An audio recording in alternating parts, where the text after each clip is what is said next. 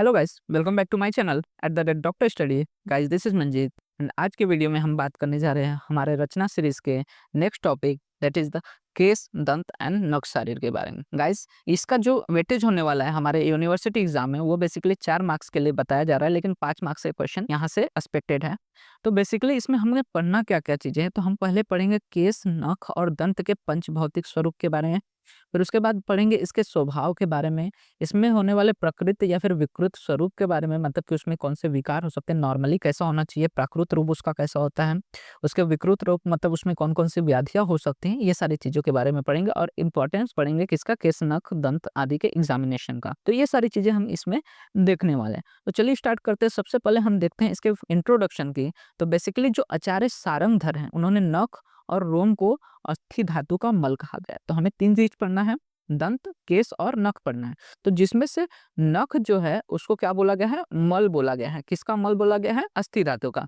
वहीं पे जो केस और दंत है उसको उपधातु में गणना की गई है। ठीक है, दंत किसका उपधातु माना गया है, अस्थि का। वहीं पे जो केस है उसको मज्जा का उपधातु माना गया है। ठीक है, तो अभी हम लोग का यहाँ पे उपधातु का कॉन्सेप्ट आता है। तो उपधातु क्या होता है कि धातु के नीचे के वर्ग, मतलब कि धातु से जो नए ये निकलते हैं उनको क्या बोला जाता है, उपधातु बोला जाता है। जैसे कि जो रस है उससे क्षीर बनता है, रक्त से रज बनता है। तो ये सब क्या हो रहा है, उनके उपधातु बन रहे हैं, क्योंकि इनके वजह से उनकी निवृत्ति या फिर प्रवृत्ति देखने को मिलते हैं। जो मांस है उसके उपधातु वसा को बोला गया है, मेद का उपधातु श्वेत को बोला गया है, थी की उपधातु को दंत बोला गया है और मज्जा के उपधातु को केस बोला गया। तो यहाँ पे जो दंत और केस है वो हमें पढ़ना है इसमें से।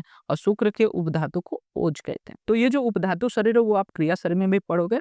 तो यहाँ पे बस इंट्रोडक्शन में क्या याद रखना है कि जो केस है उसको मज्जा धातु का उपधातु बोला है, दंत को अस्थि धातु का उपधातु बोला गया है, और वहीं पे जो हमारा नख है उसको अस्थि धातु का मल कहा गया है। ठीक है, अब इसके पंच भौतिक स्वरूप की बात करते हैं, जो कि हमारा पहला टॉपिक होने वाला है, सबसे मेन इंपॉर्टेंट, कि पंच भौतिक स्वरूप ऑफ द केस, नख एंड दंत। तो क्या बोला गया कि सर्वम इदम पंच भौतिक अस्मिन अर्थ है, मतलब जितने भी संसार में चीजें पाए जाते हैं, जितने भी द्रव्य पाए जाते हैं, सभी में पांचों महाभूत का सिद्धांत देखने को मिलता है, मतलब पांचों महाभूत का समवाय उसमें देखने को मिलता है।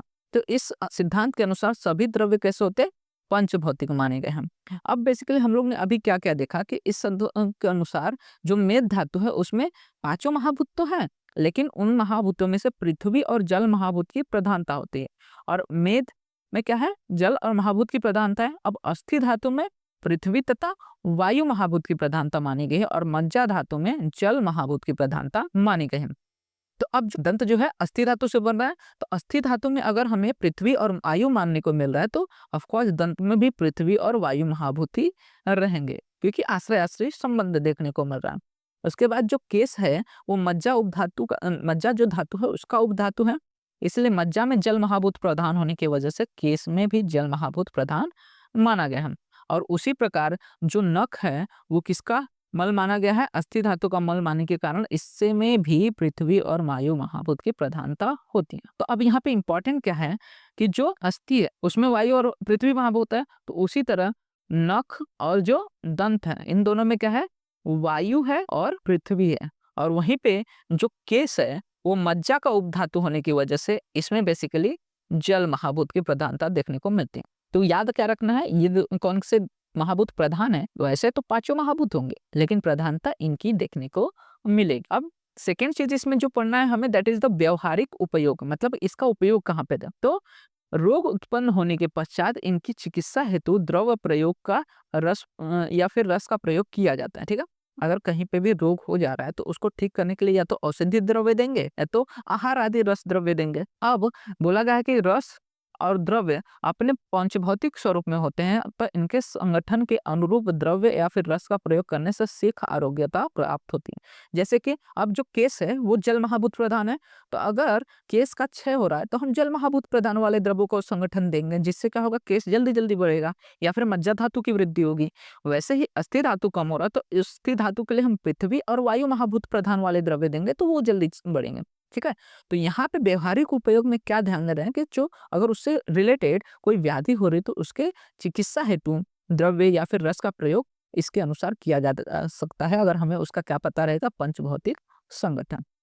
अब इनके स्वभाव की बात करते हैं तो बेसिकली बोला गया कि चरक आचार्य ने केस, नख तथा दंत को पितृज भाव माना है, क्योंकि तीनों कैसे हैं, कठिन भाव है, और जितने भी कठिन भाव होते हैं वो कैसे माने गए हैं, पितृज भाव माने गए हैं। तो क्या बोला गया है यहाँ पे कि यह जो गर्भ पिता से भी उत्पन्न होता है, जो गर्भ है वो माता और पिता दोनों से उत्पन्न होता है, माता के आर्तों से, पिता के शुक्र से।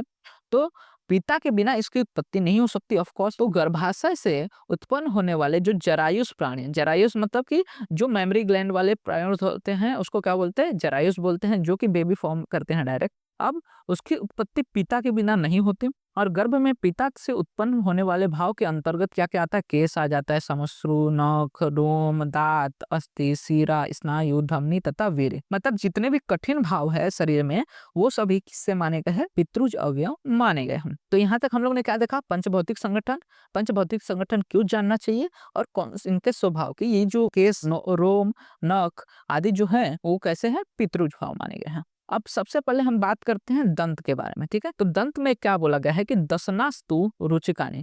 हम लोग ने जब अस्थि पढ़ा था तो उसमें देखा था कि दसन जो है, मतलब जो दांत है उसको रोचक अस्थि बोलते हैं, क्योंकि ये क्या करते हैं, खाने को चबाने में मदद करते हैं, जिससे हमें खाने में रुचि आती है। और ये बोला गया कि जो दसन है वो रोचक मतलब तेजस्वी और चमकने वाला अस्थि माना गया है इसको। दांत उत्पन्न होने का काल, मतलब कि बेबी अगर फॉर्म हो रहा है, बेसिकली बच्चा आता है, तो उसमें दांत कब फॉर्म होते हैं, तो बेसिकली बोला गया है कि दीर्घायु बच्चे में 8वें मास में अथवा इसके बाद दांत निकलते हैं, ठीक है। कोई भी नया बेबी है तो उसमें दांत कब निकलना चालू होता है, या तो 8वें मास में या तो उसके बाद। अन्य बालक में बोला गया है कि चौथे मास में दांत निकलते हैं, ठीक है। जो दीर्घायु बच्चे हैं, मतलब कि जो ज्यादा लंबी समय तक जी सकते हैं, उनमें कभी निकलेंगे 8वें मास में, लेकिन जो कम आयु, अल्प आयु वाले बच्चे रहेंगे उनमें चौथे मास में ही दांत निकलने लगते। बहुत छोटी उम्र में दांत निकलने के कारण उत्पन्न वेदना से पीड़ित बालकों में धातु संपूर्ण बलवान नहीं होते। अब इसका रीजन भी बता दिया कि दीर्घायु में 8वें मास में क्यों निकल रहे हैं, और छोटे आयु वाले मतलब अल्प आयु में चौथे मास में क्यों निकल रहे हैं। तो चौथे मास में अगर दांत निकल जा रहे हैं तो उसके वजह से क्या हो रहा है, जो न्यूट्रिशन हो रहा है वो शरीर में धातुओं में न मिल के किसमें चला जा रहा है, दांतों में चला जा रहा है, जिसके वजह से धातु संपूर्ण बलवान नहीं हो पाते। इसी कारण से जो बालक रहता है वो कैसा होता है, अल्पायु का होता है। सेकेंड चीज इसमें देखने को मिलता है कि बालक के दूध के दांत गिरने, मतलब जो हमें मालूम है कि जो मनुष्य है उनमें दो तरह के दांत देखने को मिलते हैं, एक तो मिल्क टीथ बोलते हैं और एक परमानेंट टीथ बोलते हैं। तो जो मिल्क टीथ होता है वो आता है और कुछ समय बाद गिर जाता है, उसके बाद एक परमानेंट टीथ आता है, ठीक है। तो इसीलिए डायफॉइडियन बोला गया है।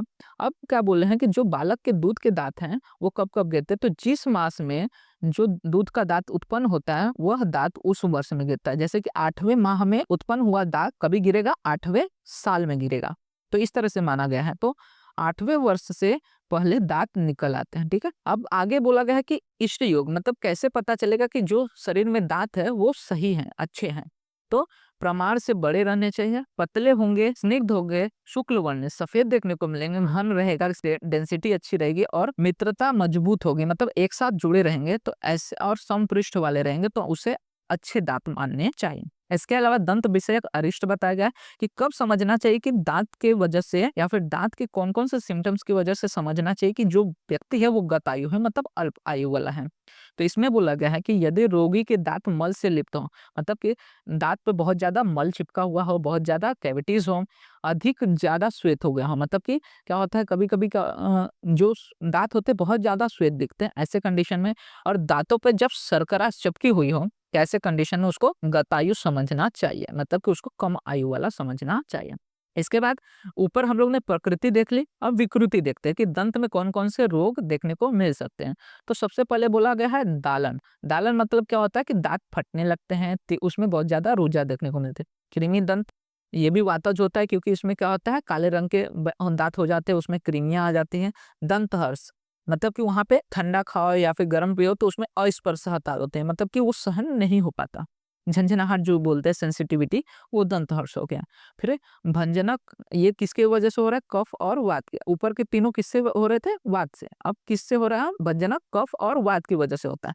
यहाँ पे दंत भंग देखने को मिलते हैं, बहुत ज्यादा दर्द देखने को मिलता है, और जो दांत होता है वो मुड़ा हुआ देखने को मिलता है, और मुख भी थोड़ा मुड़ा हुआ देखने को मिल सकता है। यहाँ पे दंत शर्करा, मतलब कि वहां पे शर्करा जैसे चिपके व्हाइट पैचेस देखने को मिलते हैं, तो जो दांत होता है वो बेकार दिखने लगता है, अच्छा नहीं दिखता। कपालिका, कपालिका में बेसिकली शर्करा के कारण ही होता है। यहाँ पे जो दाँत के वल्कल होते हैं, ऊपर के जो लेयरिंग्स होते हैं वो खराब हो जाते हैं। और उसके बाद स्याववंदन मतलब कि रक्त तथा पित्त से ये होता है और इसमें स्याही या फिर नीले वर्ण के दाँत देखने को मिलते हैं। और हनुमोक्ष मतलब ये भी वात से होता है। और हनु जो होता है संधि विसहत अर्धित सदृश लक्षण देखने को मिलता है कि हेमिप्लेजिया लाइक कंडीशन मतलब कि मुंह जो होता है मुड़ा हुआ देखने को मिलता है, हनु जो होता है थोड़ा मुड़ा हुआ देखने को मिलता है। तो ये सारी कंडीशन हमें देखने को मिलते हैं विद इन द दंत रोग। तो इसमें हम लोग ने पढ़ लिया अभी तक कि दंत के पंचमौतिक संघांत, उसके स्वरूप के बारे में, दंत के प्राकृत स्वरूप और दंत के विकृतियों के बारे में।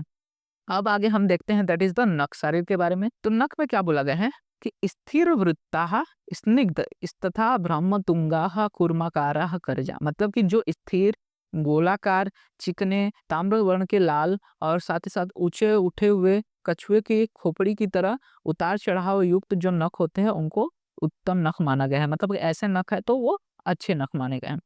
इसमें अरिष्ट कैसे मानेंगे कि जो व्यक्ति है उसकी आयु कल्प अल्प है। नख में कौन कौन से सिम्टम्स देखने को मिलेंगे, लक्षण देखने को मिलेंगे। तो रोगी के नख यदि मांस या रक्त से शून्य प्रतीत हो, मतलब कि अगर दबाया जाए तो वहां पे रक्त नहीं होगा, रेडनेस नहीं देखने को मिल रहा है, उस कंडीशन में पके जामुन के फल सदृश हो गए हों, मतलब कि एकदम नीलवर्णीय हो गए, साइनोसिस जैसे हो गए हों, तो वही बोला गया कि जो साइनोसिस है ऐसे कंडीशन में हमें मानना चाहिए कि व्यक्ति जो है वो गतायु है, उसकी अल्प मृत्यु होने के चांसेस हैं, क्योंकि उसमें कुछ न कुछ व्याधियां हैं जिसके कारण ये सारे सिम्टम्स देखने को मिल रहे हैं उसके नख में। नख के रोग की बात करें तो बेसिकली 2 रोग यहाँ पे बताया गया है, चिप और कुनख। ठीक है, चिप मतलब क्या बोला गया है कि ये पित्त तथा वात जो है नख मांस में अधिष्ठित होकर पीड़ा उत्पन्न करते हैं, जलन उत्पन्न करते हैं, साथ ही साथ पाक उत्पन्न करते हैं। मतलब वहां पे बहुत ज्यादा तीव्र पीड़ा होगी, अचानक सहसा जलन देखने को मिलेगा और पका हुआ मतलब पीला कलर देखने को मिलेगा वहां पे।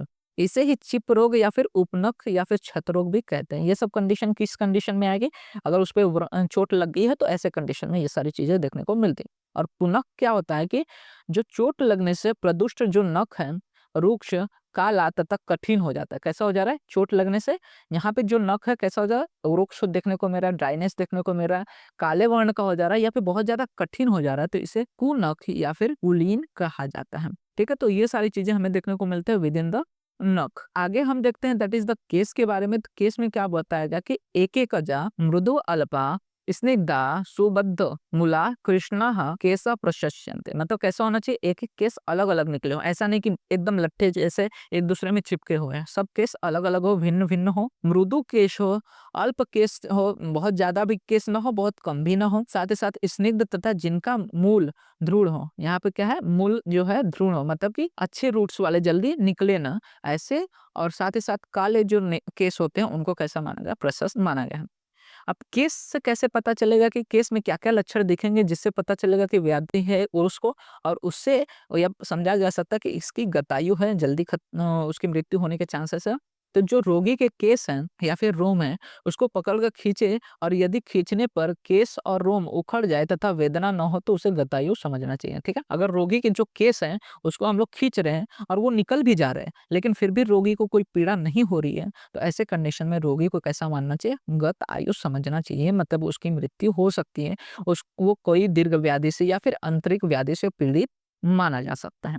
केशागत रोग की बात करें तो इसमें 4 रोग बताए गए हैं। सबसे पहले आता है खालित्य मतलब कि बालों का गिरना। तो वात पित्त के साथ मिलकर, जो वात है वो पित्त के साथ मिलकर रोमकूपों में जाकर केश को गिरा देते हैं और पश्चात रक्त के साथ कफ को मिलाकर रोम के छिद्र को बंद कर देते हैं। इसे ही इंद्रलुप्त, खालित्य तथा रुक्षा भी कहा जा रहा है। तो सबसे पहले क्या हो रहा है कि जो वात है वो पित्त के साथ मिल रहा है और जाके रोम को गिरा दे रहे हैं। अब रोम गिर जा रहे हैं, उसके बाद यही जो कफ है वहां का वो रक्त के साथ मिलके वो क्या कर दे रहा है, रोम के जो छिद्र हैं उनको बंद कर दे रहा है ताकि वहां पे नए रोम भी नहीं निकल पाते हैं। इस कंडीशन को ही हम लोग इंद्रलुप्त, खालित्य या फिर रुक्षी कहते हैं। सेकेंड आता है दारुणक। दारुणक मतलब कि डैंड्रफ हो गया। तो कफ तथा वात के प्रकोप से केशों का स्थान कठिन कंडू युक्त, रुक्ष तथा दरार युक्त हो जाता है, इसे ही दारुणक कहते हैं। तो जहाँ पे केश आते हैं वो वहाँ का स्थान कैसा हो जाता है, कठिन हो जाता है, कंडू होते हैं बहुत ज्यादा खुजली होते हैं, रुक्ष हो जाता है, दरार युक्त मतलब वहाँ पे डिफरेंट डिफरेंट सेरेशंस आ जाते हैं। इस कंडीशन को दारुणक कहते हैं। थर्ड आता है दैट इज द अरुचिका। अरुचिका मतलब फोड़ी आ जाना छोटे छोटे। तो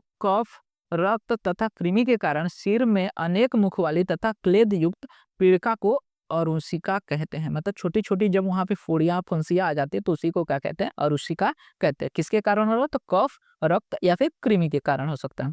एंड लास्ट कंडीशन इसमें केशगत रोग में देखने को मिलता है, दैट इज़ द पालित्य, मतलब कि ग्रेइंग या फिर व्हाइटनिंग ऑफ द हेयर। तो क्रोध, शोक तथा श्रम, बेसिकली जो पालित्य किसकी वजह से? पित्त विकार है। प्रधान रूप से इसमें पित्त जो है वो आश्रित रहता है। तो क्रोध, शोक और श्रम, इन तीनों कंडीशन से जो पित्त है और शरीर उष्मा से प्रकोपित जो पित्त है वो केशों को पकाकर पलित रोग की उत्पत्ति करता है। मतलब कि ये जो पित्त, बढ़ा हुआ पित्त है, अपने कारणों से, अलग अलग आहार विहार के कारण वो क्या हो रहा है? पित्त जो है केशों को पका देता है। उसको पकाने के बाद, उसका पाचन करने के बाद उसमें पलित रोग उत्पन्न करता है, मतलब ग्रेइंग या फिर व्हाइटनिंग ऑफ हेयर करता है। तो ये सारी चीजें हमें देखने को मिलते हैं विद इन द केस, नख और दंत सारे। सबसे पहले पंच महाभूत लिखना है कि केस में क्या, कौन से महाभूत? जल महाभूत की प्रधानता होती है। वहीं पे नख और दंत में वायु और पृथ्वी महाभूत की प्रधान। उनके स्वरूप के सब पितृज भाव है। उनके बाद उसके प्राकृत स्वरूप और उनमें होने वाले व्याधियों के बारे में आपको लिखना रहेगा, डिपेंडिंग अपॉन कि आपको क्या क्वेश्चन पूछा जाए।